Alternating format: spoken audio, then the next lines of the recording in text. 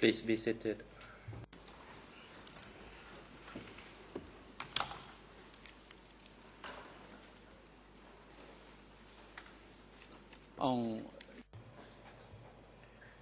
The court is now in session. Today, the chamber will hear testimony of a witness to TCW 971 via a video link from Udon Minche province. Due to some internet and technical issues, the chamber will first hear oral submissions by parties on two issues. And before we do that, Mr. M. Hart, please report the attendance of the parties and other individuals to today's proceedings. Grazie, Mr. President. For today's proceedings, all parties to this case are present. Mr. Nguyen Chia is present in the holding cell downstairs. He has waived his rights to be present in the courtroom. The waiver has been delivered to the greffier. The witness who is to conclude his testimony today, namely to TCW 971, will testify via a video link from Udon Minche province. The witness has Mr. Mohammed T as his duty counsel. We also have a reserve witness today, that is to TCW 1042, who confirms that to his best knowledge, he has no relationship by blood or by law to any of the two accused, that is Nguyen Chia and Keo Sampon, or to any of the several parties admitted in this case. Thank you.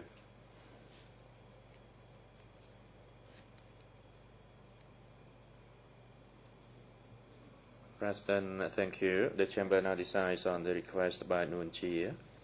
The chamber has received a waiver from Nguyen Chia, dated 15 December 2016, which states that due to his health, that is headache, back pain, he cannot sit or concentrate for long, and in order to effectively participate in future hearings, he requests to waive his rights to be present at the 15 December 2016 hearing.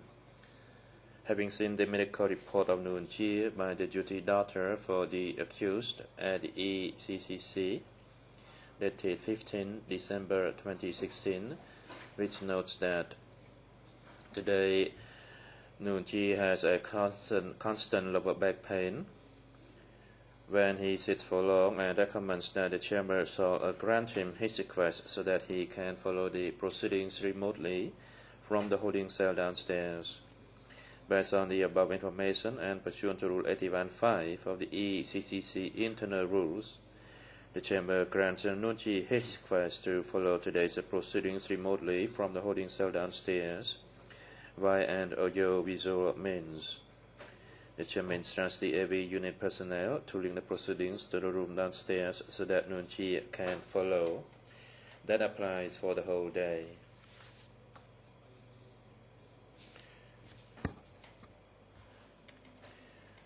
And before we proceed to hear testimony of witness to TCW 971, the chamber wishes to hear oral submissions by parties on two requests. First, a request by the co-prosecutors to call two additional witnesses, and the ability to hold the key document hearing regarding the role of the accused, document E452, and the second request made by the lead co-lawyers for several parties to admit one document pursuant to Rule 87.4, that is document E285/2.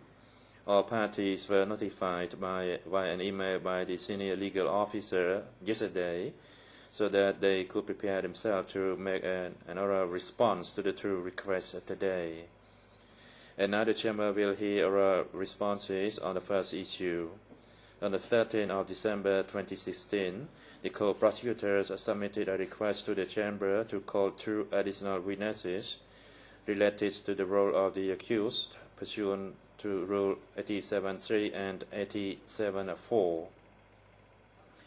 The co-prosecutors claims that half of the 10 witnesses that they proposed were not called to testify on the role of the accused.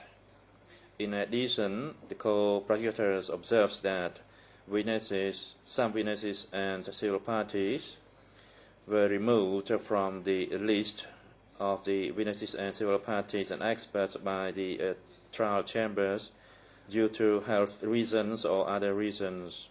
And the co-prosecutors confirms that they do not intend to make any key document presentation in relation to the role of the accused. And for that reason, the co-prosecutor requests the chambers to consider calling the 2 additional witnesses, and that each of the 2 witnesses would not spend more than 1 day.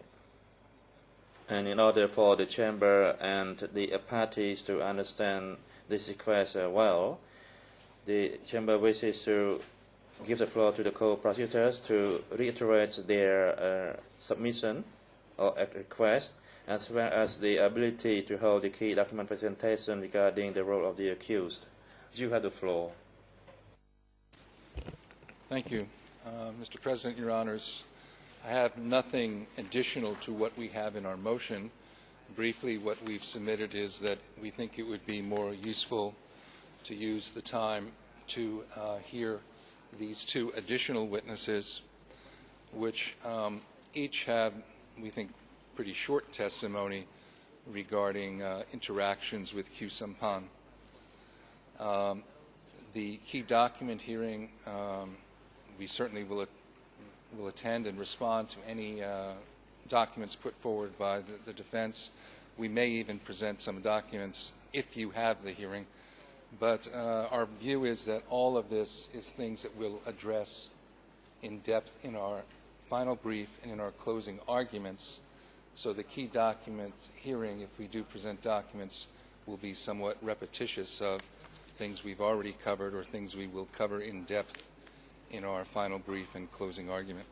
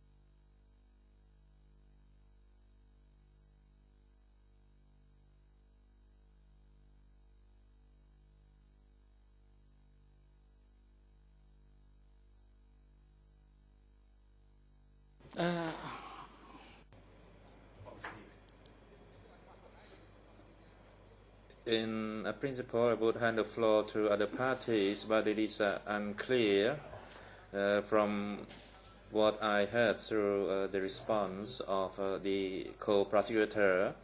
And the issue is that whether we shall schedule the hearing for next month, and if no parties wish to make any key document presentations, then the schedule would be different in order to expedite the proceedings. So please make your stand clear. Thank you. I apologize for not being clear.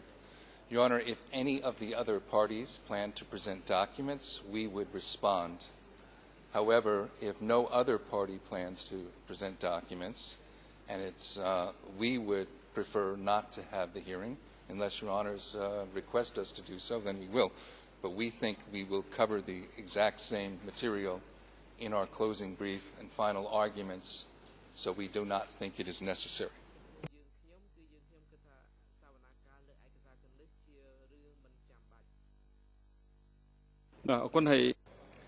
Thank you.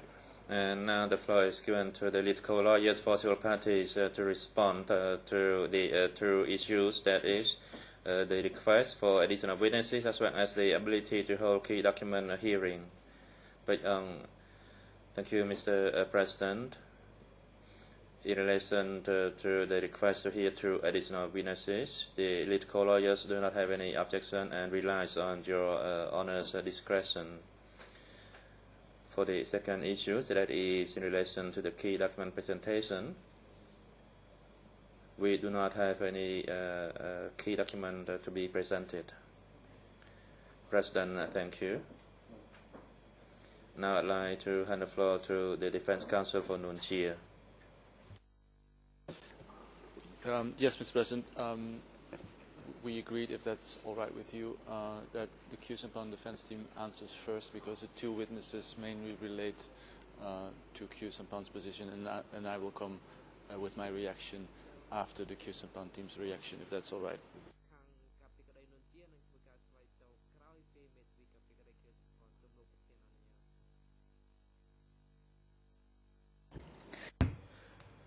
Thank you, Mr. President, and good morning to everyone.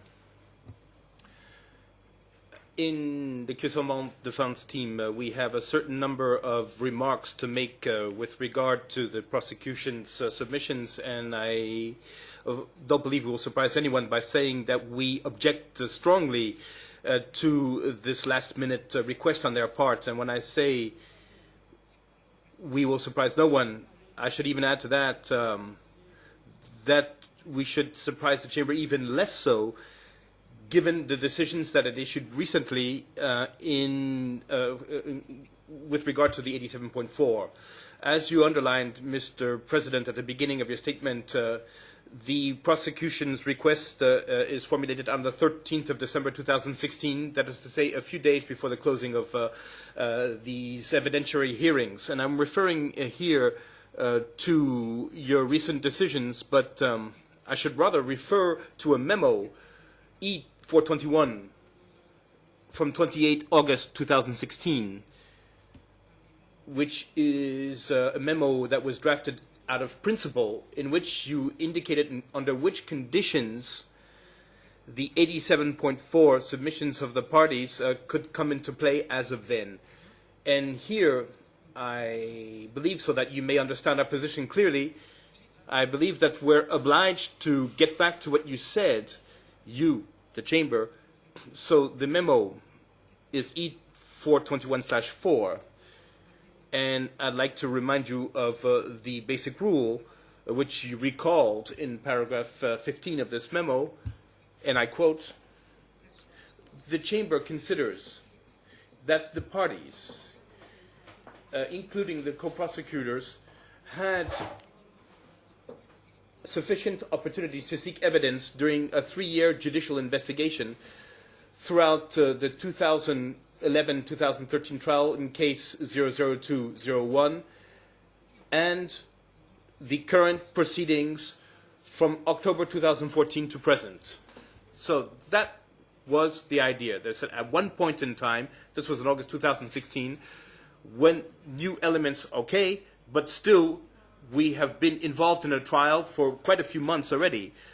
And you continued. And here I would like to quote paragraph 17 of your memo by saying the following. This being said, however,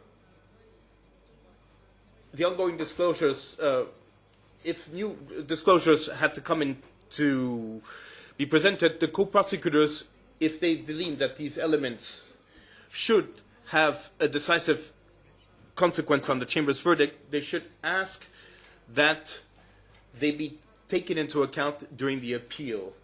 End of quote, free translation. And you indicate, and this is the element I would like to draw your attention to in particular, and like to base my argumentation in particular in paragraph 19 of the same memo. Therefore, as an exception to the 1 September 2016 deadline, the Chamber will consider the co-prosecutors or lead co-lawyers' requests to admit new evidence where they seek to rebut new evidence which is sought by the accused and admitted by the Chamber after this deadline. And in paragraph 21, you concluded, considering all of the foregoing, it is the Chamber's view that the above deadline properly balances the rights of the parties with the need to bring this case to finality within reasonable time. So, properly balances. Counsel, please slow down and read the last paragraph again.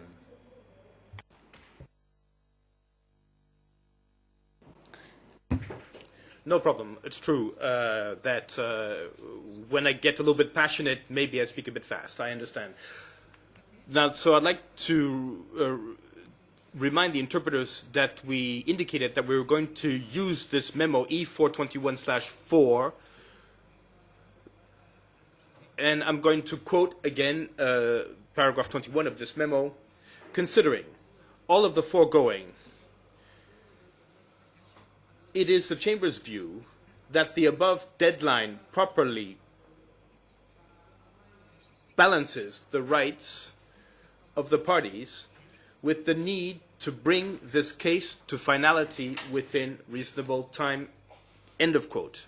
So I'd like to recall that in this memo, the Chamber indicated that the prosecution had up until 1 September 2016 to indicate, one, the elements, the written statements that they wish to have admitted into evidence, and at the same time to let us know the witnesses that they wanted to hear before the Chamber, and then by 1 September they had to ask for the appearance of these witnesses. So I wanted to start with this Chamber's decision because in this memo you recalled that at one point in time we can't keep on going with the investigation of a trial that is happening right now. The request of the court prosecutors is more than tardy, and on top of this, it's based on arguments that are not properly reasoned. And I'm saying this quite easily, because the date of 1 September had been set even before the Chamber provided us with the list of the possible witnesses that it wanted to hear regarding the role of the accused. I'd like to recall that the list of the 10 witnesses that the Chamber had retained regarding the role of the accused was provided on 14 September 2016, which means that if the co-prosecutors had wanted to call these two witnesses, which they're requesting today, they had enough time, given the memo that sets the deadline to 1 September. They didn't do so. Another argument, which is faulty in the court prosecution's argumentation, is saying, yes, of course, there are a certain number of people who cannot come testify. That's true, I understand, except that what they forget to tell us is that regarding the 10 witnesses that you retained regarding the role of the accused, there are 8 of them who were requested by the prosecution. 8. So please do not tell me that we're not calling the people that they want to hear. So out of these 10 people out of the 8 people who were proposed by the prosecution, 2 only did not testify. TCW 871 and Sasarin, the civil party, for the reasons that we all know. And regarding TCW 871, I'd like to remind you that the Chamber had decided to replace him by TCW 823, who testified this week. So the replacement was already done. And I'd like to also recall that on top of this, the Chamber also heard one civil party that was requested following an 87.4 by the co-prosecutors. This is 2 TCCP 1063. Here again, a request by the prosecution that was admitted, that was accepted. And I'd like to recall as well that there was an extra witness who was called essentially regarding the purchase and who also testified regarding the role of the accused. The prosecution is telling us, yes, we need 2 additional witnesses because these are new witnesses, they are not replacement witnesses. That is why we are asking for these 2 witnesses, and we're asking for more time. They didn't think about it in September, on the 1st of September, and now they are stealthily requesting these witnesses as part of preparation of their case. Let me remind the Chamber that in another memo by the Chamber, E408/6/2 of the 3rd of November 2016, you refused to grant Kyo Sampan's request to recall Mr. Poncho and Mr. Ede for the reasons that when we made that request, that they replace the testimony of Terry, who couldn't testify before the Chamber, you said that the testimonies were not similar to those of Terry, and you rejected our request. I note that of the 2 witnesses that the prosecution is requesting to call, there are only brief passages on Mr. Kyo Sampan, but be that as it may, on a peripheral basis, there are a number of issues that are mentioned that have nothing to do with the role of the accused. And let me recall the submissions made by my colleague Kope on several occasions on this segment of the trial on behalf of the accused, explaining why they requested those witnesses for that segment. It was because they wanted to have the prosecution examine the witness on different issues. So we shouldn't see this as another basis for bringing in new evidence, which would further burden this trial at the risk of prejudicing Mr. Kyo Sampan's rights. Why do I insist on these issues? I'm saying that they are not asking for replacement witnesses, but there are additional witnesses being requested in the last minute. And since we've been conducting this trial in 2011, we've always worked on the basis of lists. And we've known that some witnesses wouldn't appear. And sometimes we use reserve witnesses. And the prosecution had reserve witnesses on the list, and that they are not requesting those reserve witnesses today. There was at least 1 witness who had to testify on the role of the accused. The reasons provided by the prosecution is that we have reasons to call 2 new witnesses who focus on the role of Mr. Kyo Sampan because Mr. Ted Sambat did not appear to testify. I know that Ted Sambat, unless we are proven wrong, has always been put forward by the prosecution to talk about the role of the accused Nonchia, not the role of accused Kyo Sampan. That again is an additional element which shows that what the prosecution is asking for today is not a replacement witness, but a supplementary witness in the last minute. And they do not provide any explanation why that request was not made on the 1st of September 2016. Let me give a first example.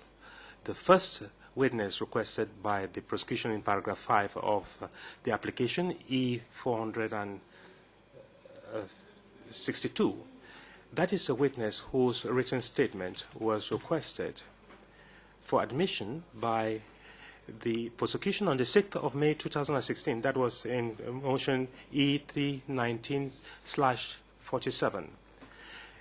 The WRI was admitted in May 2016 by a decision E319/47/3. Let me recall that at the time when we objected to the admission of that WRI, and it was because we need to underscore one important point. We cannot do investigations during the trial or at the end of the trial. In any case, when we made our objection, and that was by Mr. Kongsamon on the 23rd May 2016 hearing, and we said that if the prosecution thought that that witness was important, why did they not call him? That was on the 23rd of May, that is before the deadline of the 1st of September 2016. On that occasion, the prosecution could have called that witness, but they didn't do so, in spite of the fact that we had drawn the prosecution's attention to that. They did not do so at the time. At the time, they did not have the intention of calling that witness. And at the time, they knew the witnesses who were going to be called to testify on the role of the accused before the chamber. The second witness, PV E3/10/51, requested by the prosecution in paragraph 6 of its application. They made the request on the 25th of July 2016. The documents E3/319/52. And here, that witness was supposed to testify on the subject of purchase. That document was admitted on the 23rd of November 2016 by decision E319/5.4.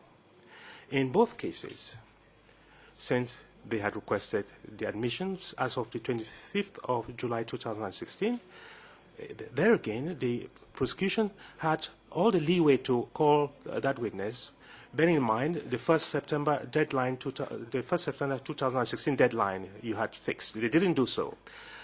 To come today and present arguments and saying that it was because some witnesses did not appear and we are asking the chamber to replace them on the date when they had those documents. If they had considered that it was that important, they should have done so, respecting the deadline you have set. We have spoken at length of the duration of this trial, and the prosecution has said for the first time we have an S21 document, which we can consider as an original. That those persons who testified on S21 they should have had the opportunity to confront that witness on that time, but they didn't do so. On the 13th of December 2016, they are calling 2 more witnesses to testify on the role of Kio Sampan, whereas they had those statements well before the 1st September 2016 deadline set by the chamber. Here again, we should know how to be serious, and this again shows that the chamber should make it clear that they are not here to assist the prosecution and to repair any errors that they may have made in the past. So I don't know what will be the decision of the chamber. In any case, I made it a point of duty to refer you to your memo of August 2016 because I thought everything was clearly said in that memo, and I wanted to recall all this at length. It's very important. It's important for us to know what the prosecution is doing. I hope that the chamber will rule with wisdom, bearing in mind the principles it set out in its memo. I perhaps forgot to respond on the issue of documents. Yes, the Kio Sampan team will have documents to present on the role of the accused, and that is generally speaking because it appears that the chamber said on several occasions, notably in memo 2E2315, the fact that the documents relating to national policy should be presented in this segment as regards the role of the accused. So we, the defense, have a few documents to present.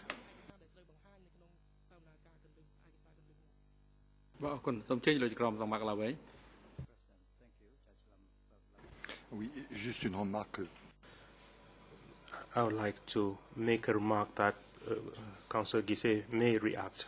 I note unless I'm wrong, that the witnesses the prosecution is seeking to call,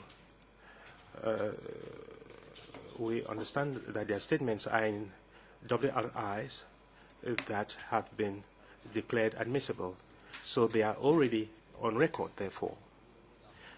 The question arises whether there are indeed parts of the WRIs that concern the role of the accused. Those statements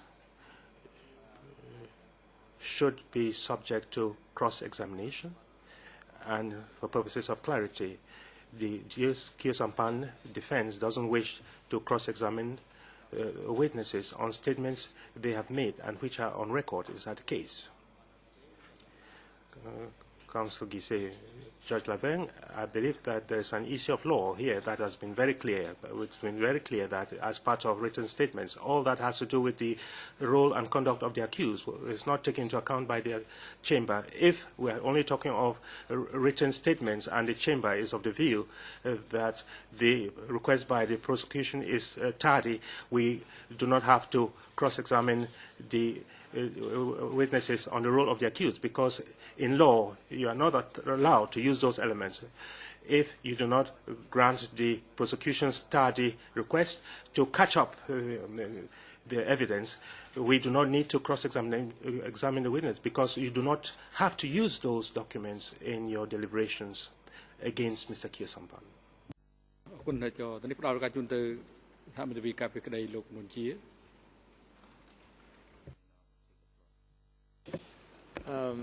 Yes, Mr. President, we have a few remarks to make in response to the request.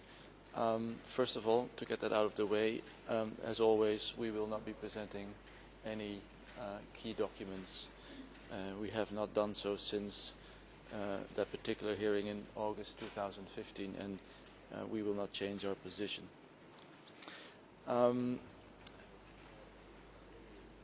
And of course, we will also not react if the prosecution now chooses to present documents because the Kyosampan team wishes to do so. Second point is in relation to the request E452 to summons 2 more witnesses for this last segment, the role of the accused. Mr. President, on various occasions during testimony within this segment, we have expressed strong surprise as to the reasons for calling these witnesses that have so far appeared in this particular segment. On many occasions, we have completely failed to see why the called witnesses, the summoned witnesses, really have anything to say at all about the role of the accused. Many witnesses were asked questions about all kinds of other subjects apart from the role of the accused. And it seems that this role of the accused segment is a sort of a leftover residual category sort of segment. That is at least what we observed. And the same, I have to say, applies to the 2 witnesses that the prosecution now at the very last moment wishes to examine. Because the first witness is someone who was in charge of mobile forces in Sector 1. He is a low-ranking cadre who really cannot possibly have anything intelligent or worthwhile to say about the roles of the accused.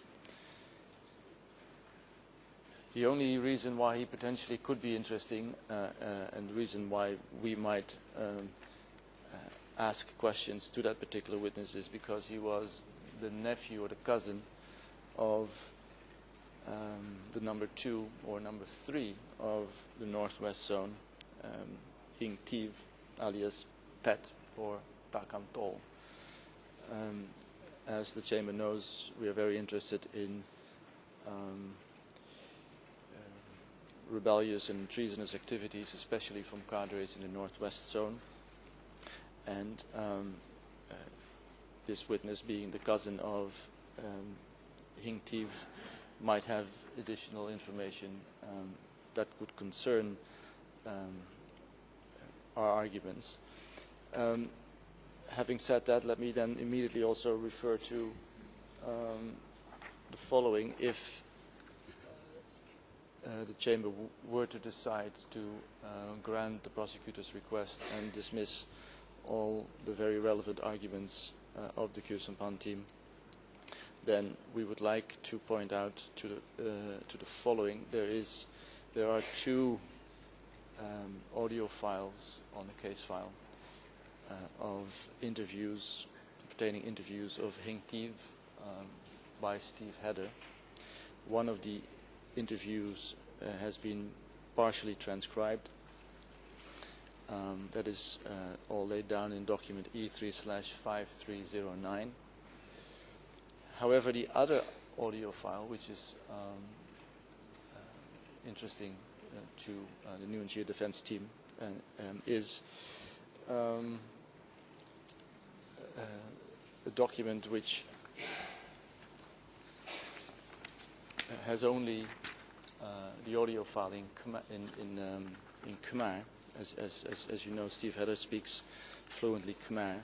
We have our own internal translation, but of course that will not be helpful. But we will be asking questions to the witness if he were to be summoned in relation to that interview.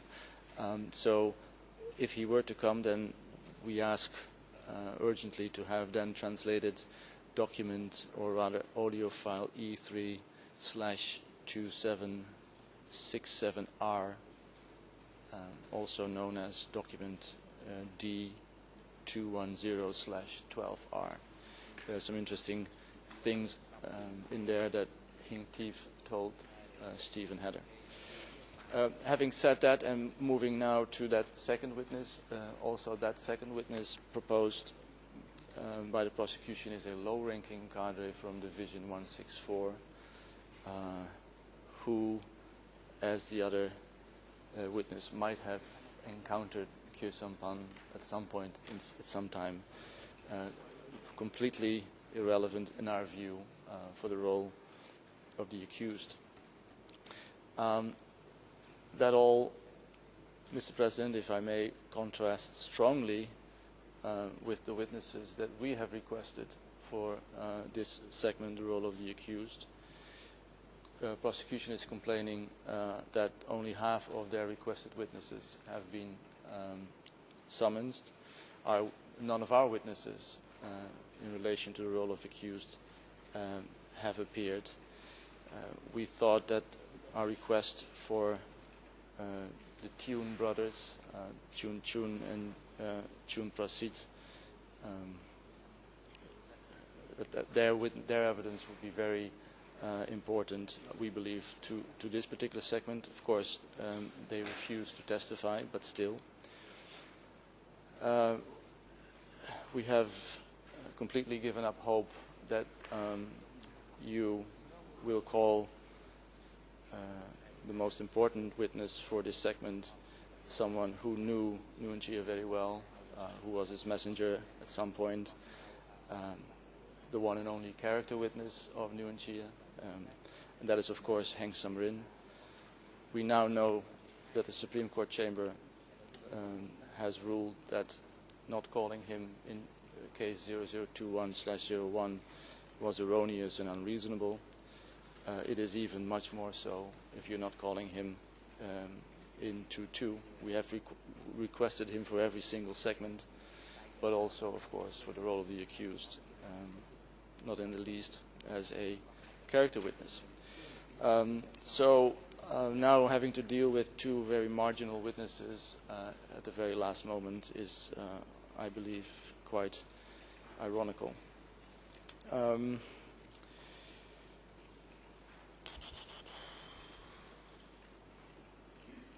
I think, Mr. President, that's all that I wish to say at this moment.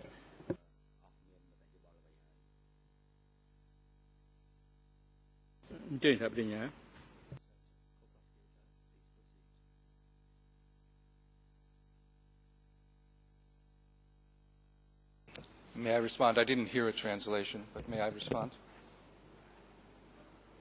Please proceed, Mr. Co-Prosecutor. Your Honors, first of all, in regards to Q. Sampan's arguments, the request for these witnesses is based on interviews that occurred after the start of the trial, after the prosecutors submitted their lists of witnesses. The WRIs the prosecution requested before the 1st of September deadline for these. The issue here is not the admission of documents and WRIs, it is testimony.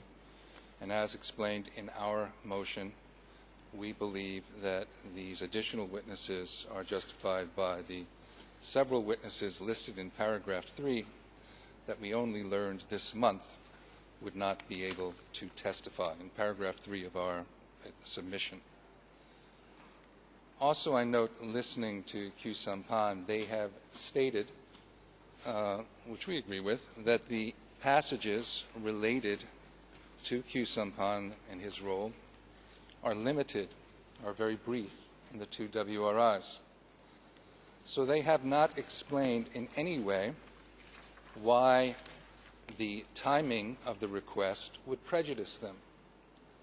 They have not said why they would be unable to be prepared to examine these witnesses or how the timing of the request prejudices them, in that we're obviously talking about them coming next month and they would have plenty of time to prepare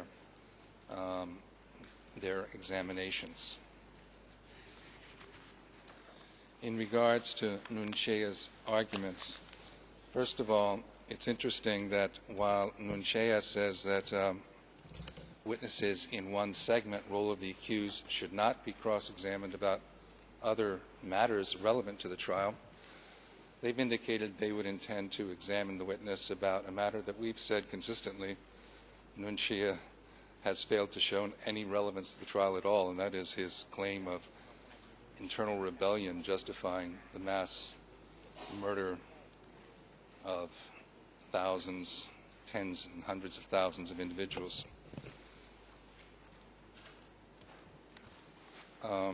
So that's we will not object if he examines the witnesses on that, because it simply doesn't hurt us. It simply doesn't help his case.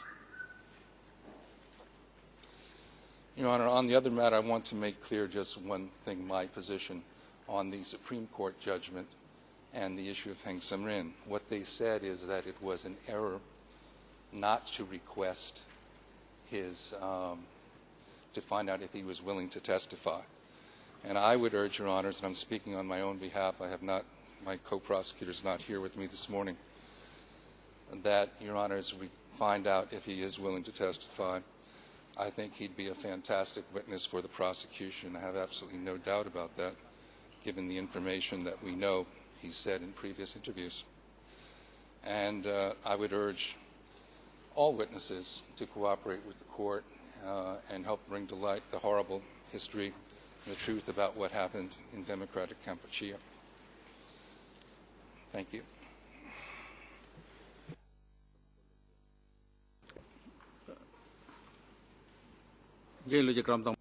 President Judge Lavance, you may proceed. Oui, merci, Monsieur. Thank you, Mr. President. I want to be sure that I properly understood the request made and the remarks made by the Nunchea defense. Counsel Coupe, do you wish to have examined the two witnesses proposed by the prosecution, or just one of them? I do not think I properly understood your position on this subject. No, Judge Levin, we oppose the request on the same grounds as presented by the Q Sampan team. In a subsidiary way, we said if the Chamber were to decide to call the cousin of Hing Thief as a witness, then we believe it's important to have translated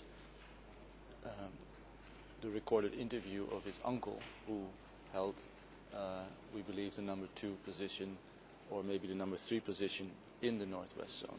And that interview between Hing Thief and Steve Hedder has some interesting elements in it, which, if the witness has any knowledge at all about this, we would like to confront him with. So it's a request in the scenario that you will grant the prosecutor's request.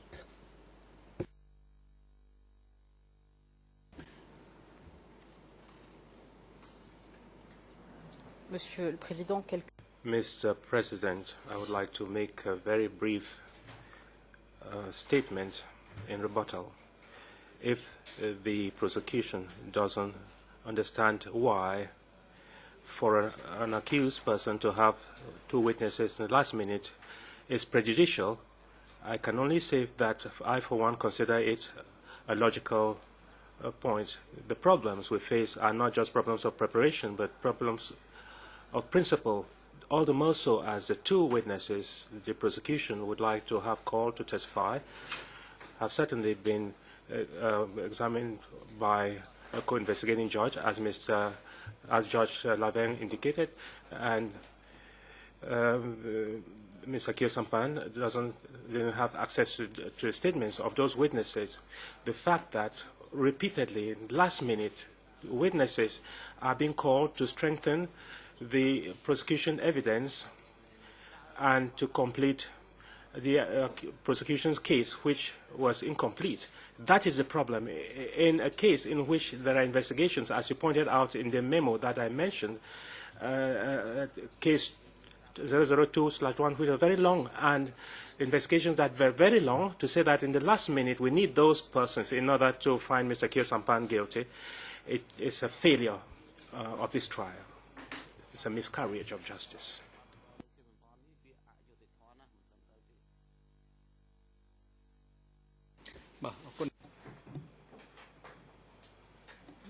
President, now we conclude the first topic and we proceed to the second topic.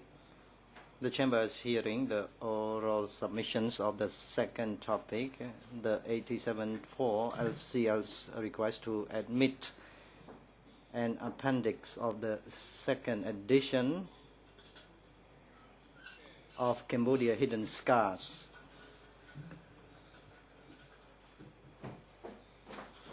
In the request, which the LCLs filed yesterday, they requested the Chamber to admit this appendix by stating that they only obtained it from the DCCAM on 23rd November 2016. The LCLs claim that this appendix is relevant, reliable, and authentic, and it will assist the Chamber in acknowledging the specific mental harm endured by the civil parties and in recognizing the appropriateness of the reparation projects by the LCLs in their final claim in particular. First, the Chamber gives the floor to the lead co-lawyers for civil parties to present their requests.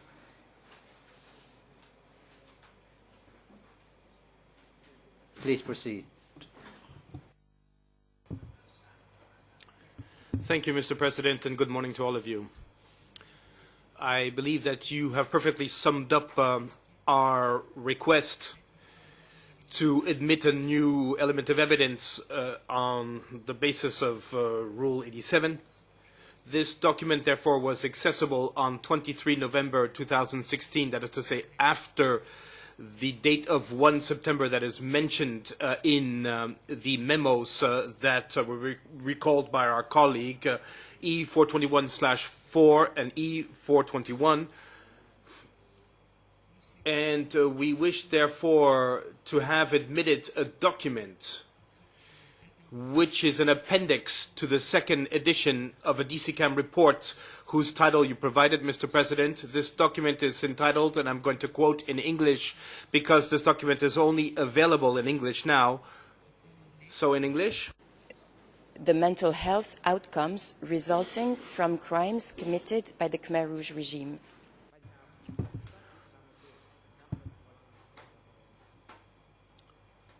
So this document, it seems to us to be particularly relevant because it makes a connection between the psychological harm that was endured and the trial that we are busy with today, that is to say case 2-2. And this document seems to us to be reliable because it comes from a particularly well-reputed laboratory, because it's a laboratory which depends on the psychiatry and behavioral sciences of the medical school of Stanford University in the USA. And our request seems diligent as well because we were informed of the publication of this report by a newsletter that was sent by DCCAM that we received on 23 November. And I'd like to specify that we requested the translation of this document into Khmer, and an ITU told us that the Khmer version will be ready in the first week of January. And to finish, this document seems to us to be particularly relevant for our requests regarding moral and collective reparations that we will formulate once this trial closes. In our final submissions for reparations, and this is why, in order to help the Chamber to assess the appropriate character of our reparation requests, that we wish to see this document admitted. Thank you, Mr. President.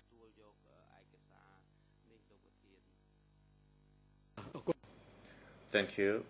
And I'd like now to hand the floor to the co-prosecutor to make a response or observation. Your Honor, we believe the request is well-founded and support it.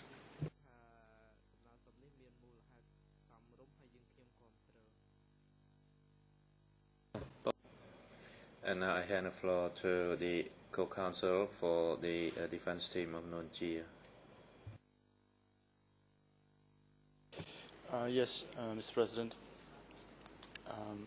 We have no observations to make in respect of the timing of the request.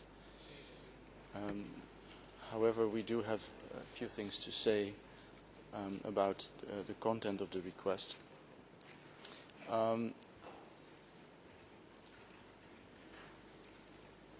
It's a complicated report. I only had an opportunity to briefly glance at it, go through it.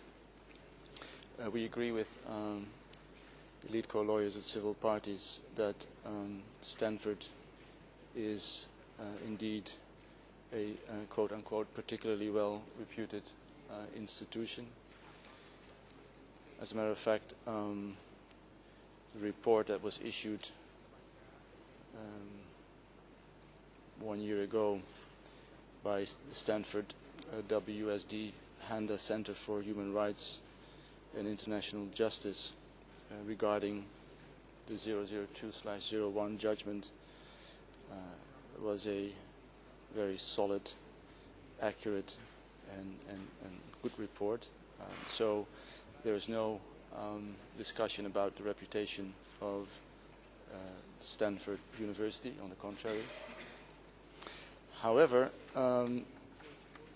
what I understand from the summary in the request and also from going through this particular document, it is supposed to be a, and I quote paragraph 11 of the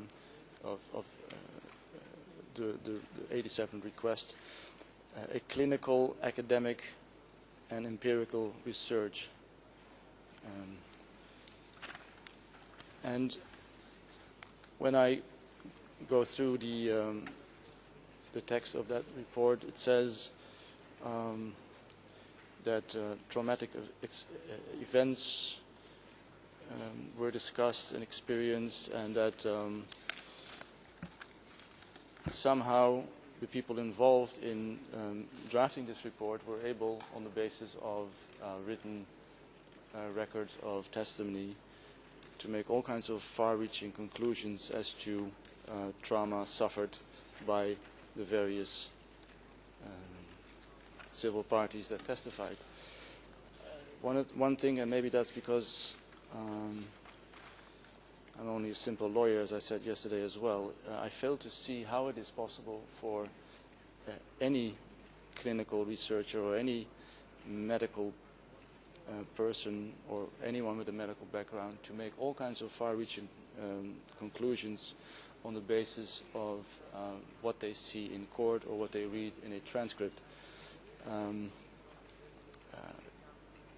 I see no evidence whatsoever of any of the people involved in drafting this report on actually having spoken themselves to the civil parties.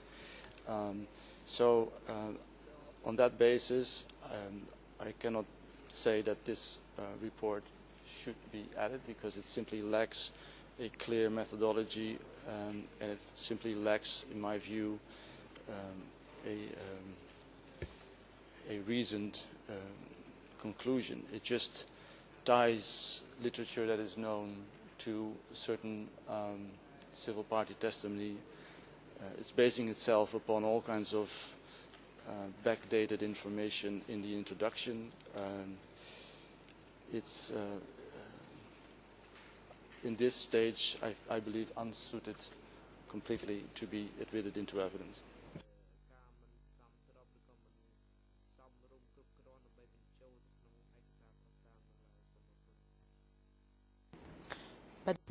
No observations in the Queue Sans Pan defense team. Thank you, Mr. President.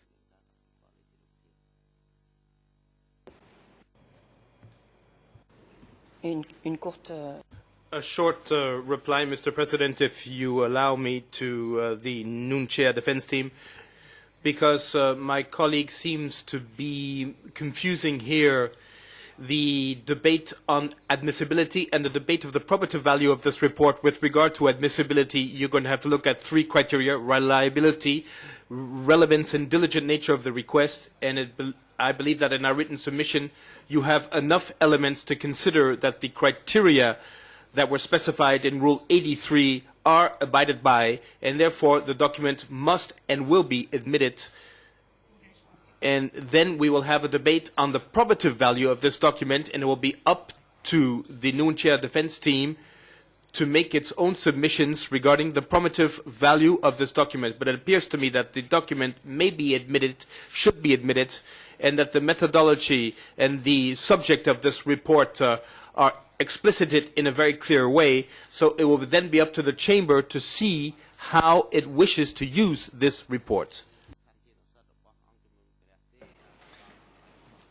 If I may very briefly, Mr. President, that's a very interesting response, considering the fact that evidence which is extremely relevant and highly reliable was denied by the trial chamber, and I think the civil party lead co-lawyers were very happy with that. That's, of course, the evidence produced by Robert Lemkin.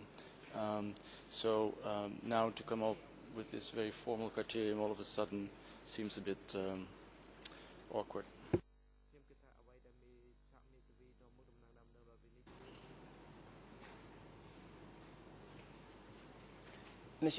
Mr. President,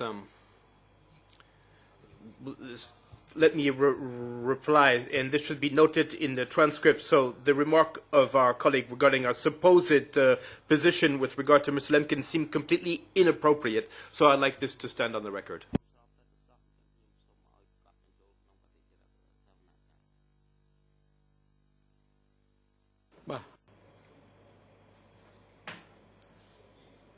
The Chamber thanks all the parties in relation to your observations or responses on the two issues. We will consider all your responses and we will issue our decision in due course.